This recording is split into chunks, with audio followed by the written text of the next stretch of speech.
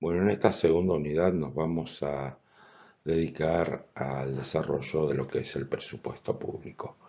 Vamos a tener una primera etapa en la cual desarrollaremos en un par de presentaciones el presupuesto público nacional, todas sus dimensiones, cómo se conforma y el marco teórico general, y luego destinaremos un segundo apartado a eh, tratar el presupuesto universitario, cómo se trabaja el mismo, cuáles son sus limitaciones, etcétera.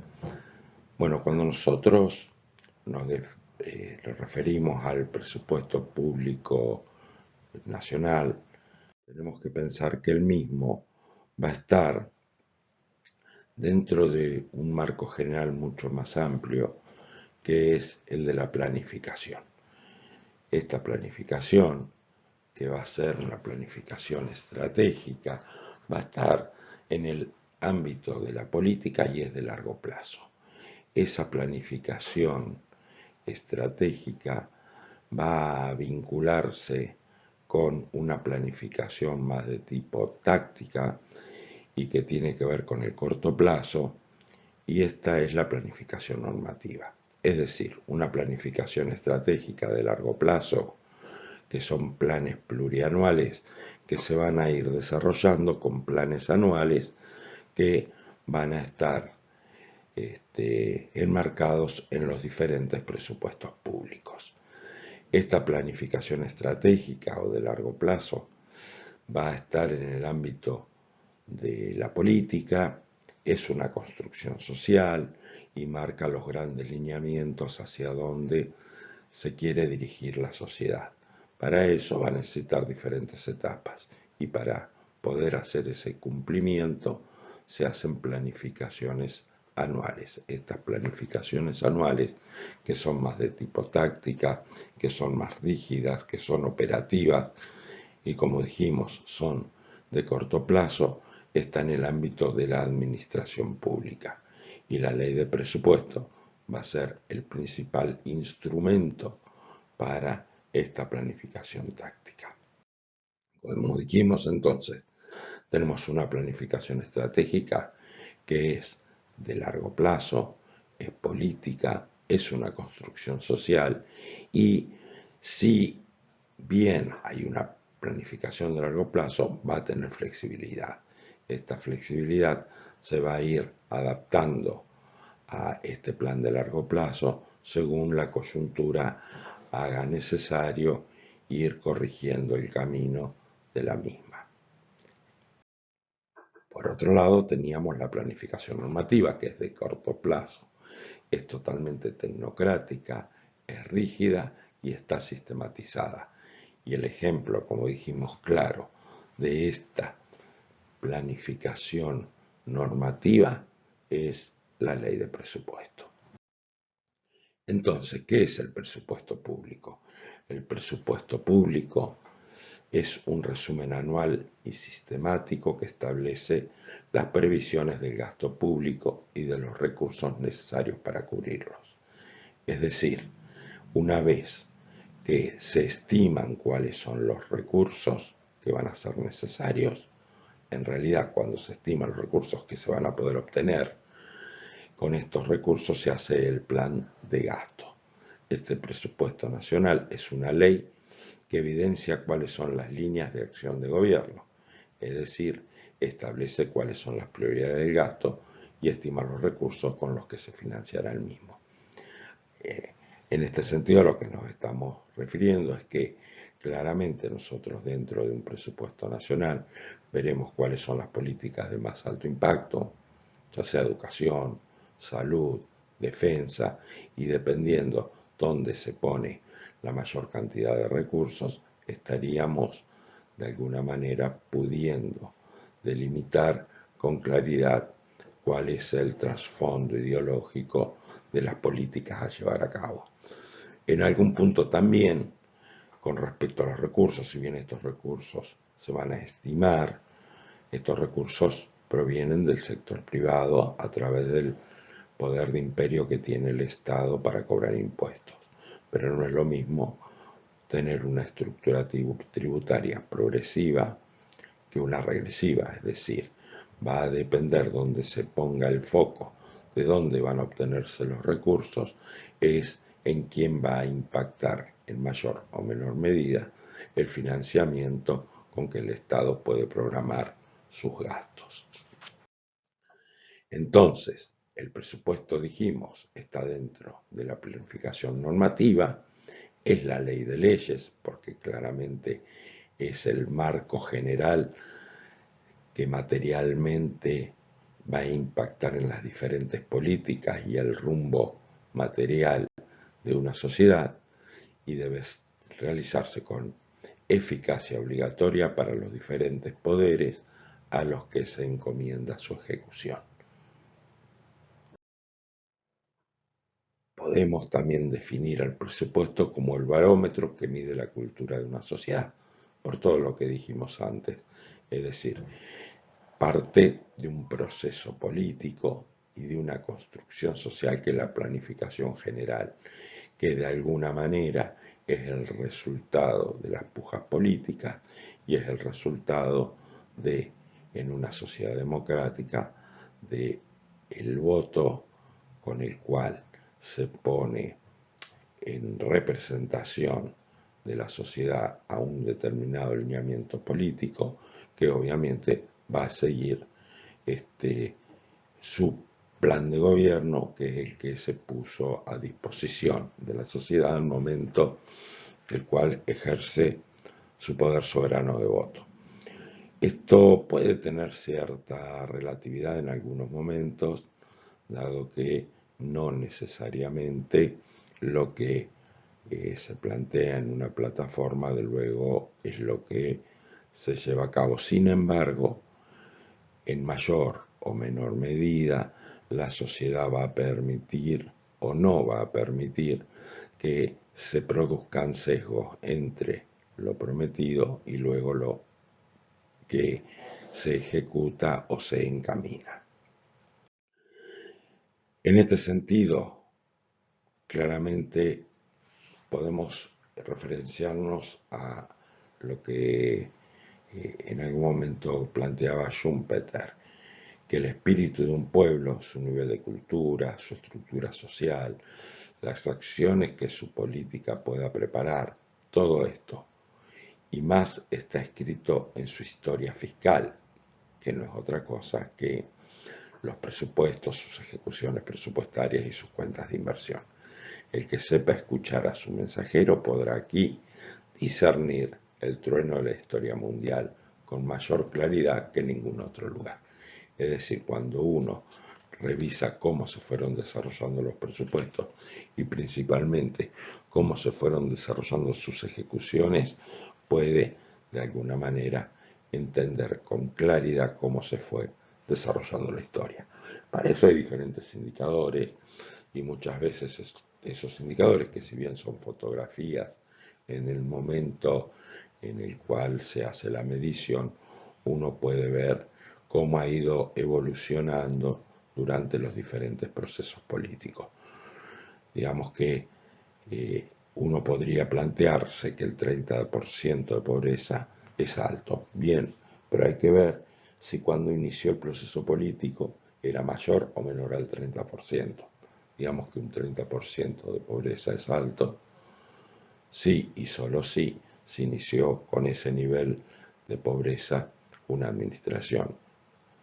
Supongamos que la administración inició con un nivel de pobreza del 50% y alcanzó un nivel del 30% de pobreza. En realidad se puede plantear de que en realidad hubo acciones en pos de reducirla y fueron acciones eficientes, porque hubo una reducción del 50 al 30. Quedar separado solamente en que hay un 30% de pobreza podría llevar a conclusiones erróneas.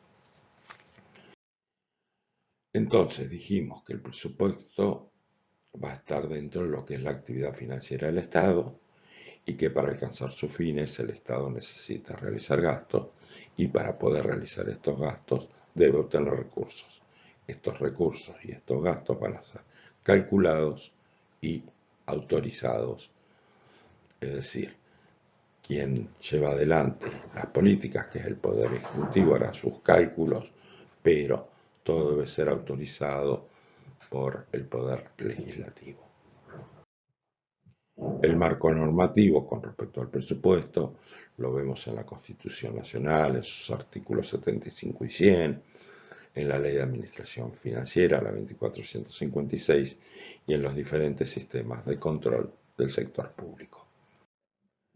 ¿Cuáles son los principios que debe contenerse según la Ley 2456?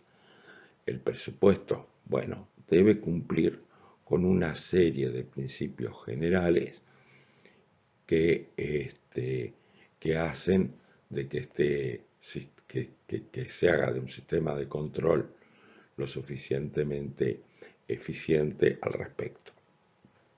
En primer lugar, el presupuesto debe estar equilibrado. ¿Qué significa equilibrado? Que el presupuesto debe nacer con una estimación de gasto que sea igual, con una estimación de recursos que sea igual a la programación de gastos.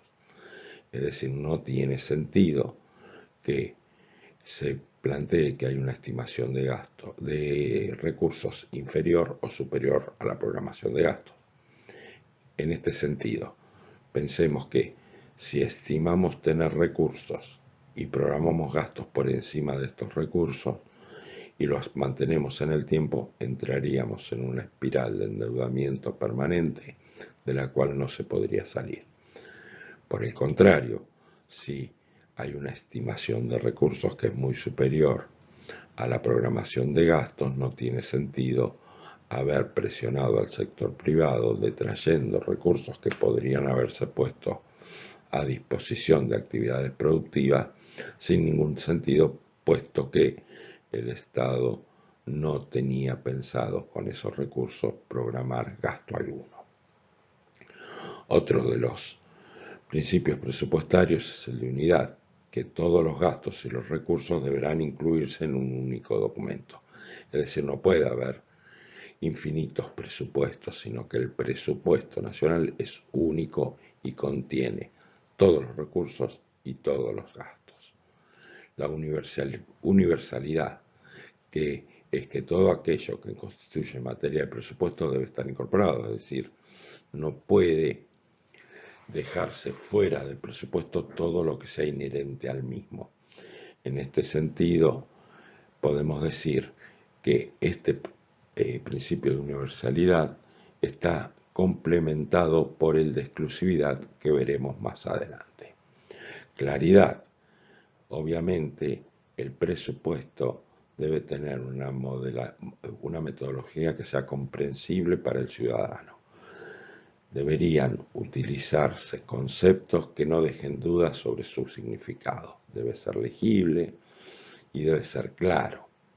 Publicidad, porque los ciudadanos deben tener posibilidad de acceso a las cuentas, es decir, que debe haber publicidad de la acción de todas las acciones de gobierno. Especificación. Las cuentas deben reflejar la naturaleza de la erogación o del ingreso, la magnitud de los mismos y el periodo de aplicación. Es decir, debe estar especificado claramente a qué se refiere cada una de las cuentas que componen el presupuesto público. Exclusividad, como dijimos, es el complemento de la universalidad. Es decir, habíamos dicho universalidad, que el presupuesto debe incluir todo lo que es inherente a él.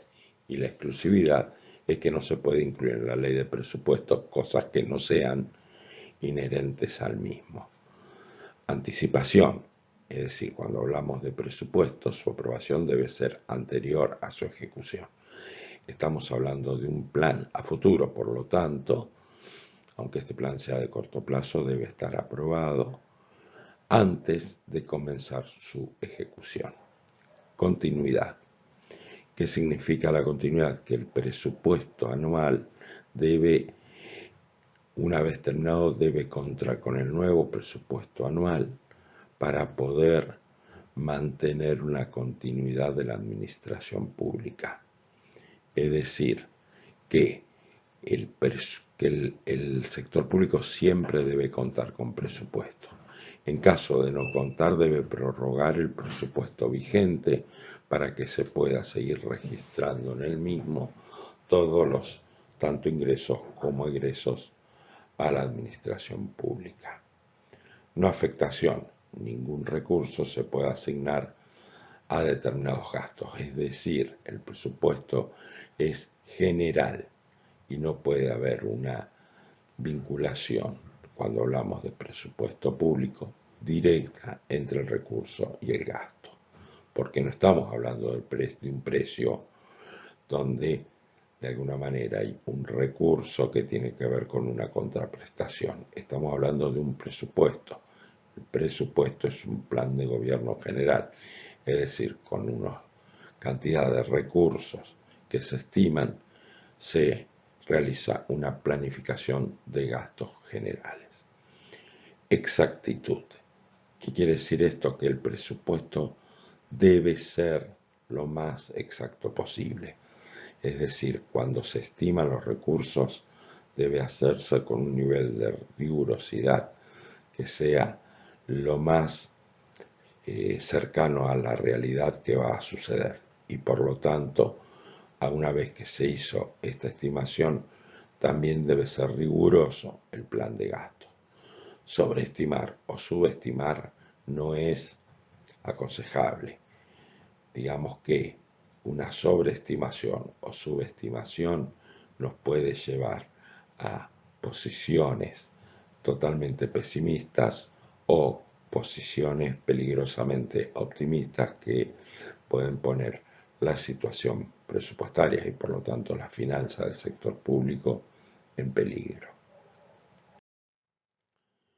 Ahora bien, a partir de estos principios presupuestarios, nosotros nos metemos en lo que es el ciclo presupuestario en sí, es decir, cómo es el recorrido que realiza el presupuesto público. El presupuesto público cuenta de 4 etapas. Una etapa de elaboración, una vez elaborado se aprueba, una vez aprobado se ejecuta y una vez ejecutado se controla. En realidad, este control no necesariamente está al final del ciclo, sino también puede ser concomitante con su ejecución. Dijimos, la primera etapa entonces es la etapa de elaboración. ¿Cómo se elabora el presupuesto? Bueno, cada una de las dependencias que componen el sector público van a hacer una propuesta propia de cuál es su plan de gastos. Toda esta información va a estar reunida y resumida en un proceso amplio de discusión dentro de la Oficina General de Presupuesto, que depende de la Secretaría de Hacienda, y se va a ver cuáles son los límites de esta propuesta de cada una de las diferentes áreas de gobierno. Es decir, todas las áreas de gobierno van a hacer cuál es su respectivo plan de gastos, pero recordemos que vamos a tener una estimación de recursos que quizás en la sumatoria general del plan de gastos de todas las áreas de gobierno sea insuficiente. Entonces se van a tener que adecuar y se le va a autorizar a cada una de estas áreas de gobierno un máximo con respecto a lo que solicitó, a lo que ha solicitado. Es decir, se va a dar a las diferentes áreas de la administración una serie de parámetros sobre los cuales va a realizar su propuesta de presupuesto, pero luego todas estas propuestas se van a armonizar dentro de la Oficina General de Presupuesto. Una vez que está elaborado, va a pasar a la segunda etapa. esta etapa es la de aprobación y promulgación. Es por ahí la etapa más visible del presupuesto. Digamos que cada vez que se habla de presupuesto, generalmente por el mes de septiembre, que es cuando se debe presentar al Poder Legislativo, es donde se pone el acento con respecto al mismo. Una vez que se armó, se elaboró el mismo presupuesto, va a entrar al Poder Legislativo. Digamos que a nivel nacional va a entrar al Congreso y puede ser legislaturas o consejos deliberantes para niveles de gobiernos inferiores. Este proceso de, de, de que entra el Poder Legislativo puede ser aprobado o no. Una vez que es aprobado, pasaremos a una nueva etapa que va a ser la de ejecución.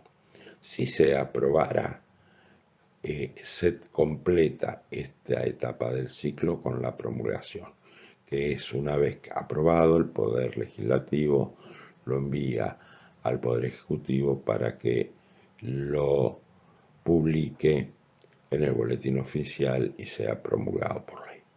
Es decir, entra la ley de presupuesto, que es lo que elaboró el Poder Ejecutivo.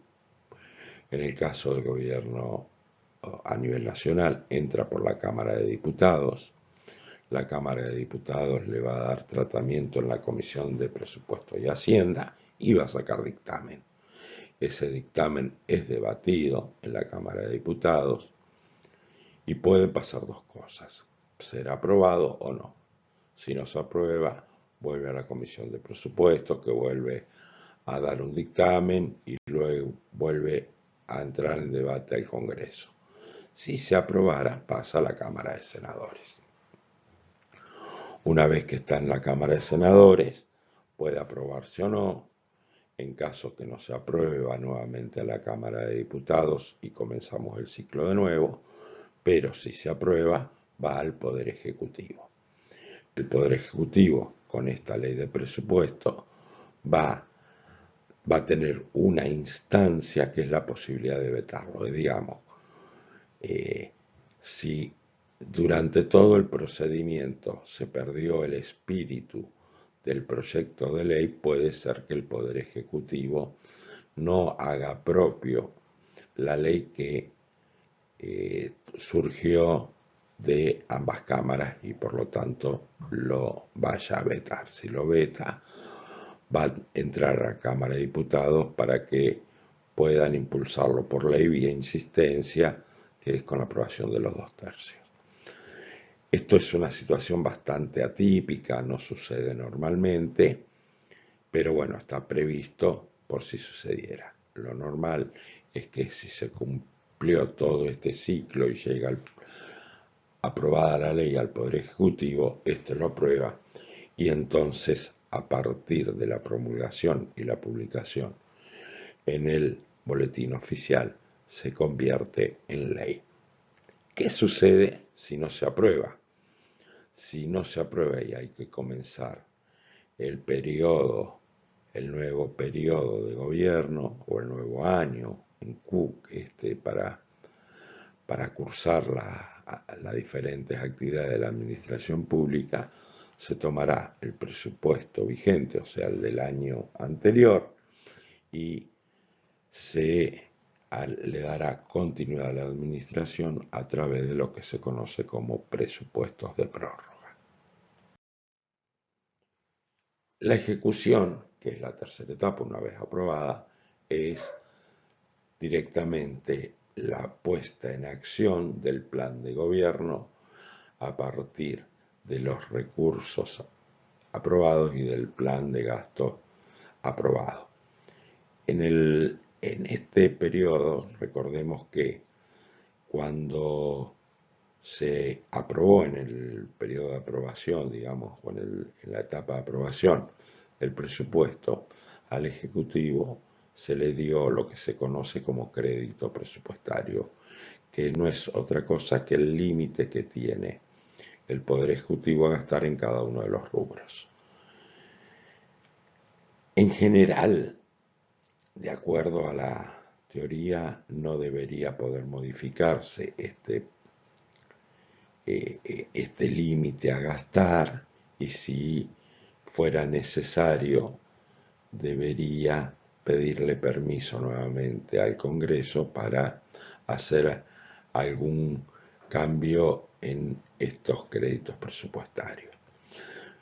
Normalmente hay ciertos márgenes que se permite de modificación y hay leyes complementarias a la ley de presupuesto en la cual le dan cierta potestad al jefe de gabinete para hacer ciertas adecuaciones con algún nivel de discrecionalidad, pero también algún límite en la misma. Bien, durante la ejecución van a haber diferentes mecanismos de control, el control político por parte del Poder Legislativo, pero también, bueno, van a haber controles internos y externos, el interno a través de la SIGEN, el externo a través de la AGN. Y también puede haber otro proceso de control que tiene que ver con un control ciudadano a través de las defensorías del pueblo. La etapa de evaluación y control es crucial porque de alguna manera es cuando el gobierno rinde cuentas con respecto a lo que hizo con el crédito presupuestario que le dio el Poder Legislativo. Y esta fiscalización debería arrojar luz sobre el uso de los recursos, cuál fue, qué tan eficiente y racional fue. Esta función, como dijimos, van a haber controles tanto internos del Poder Ejecutivo como externos que son independientes del gobierno.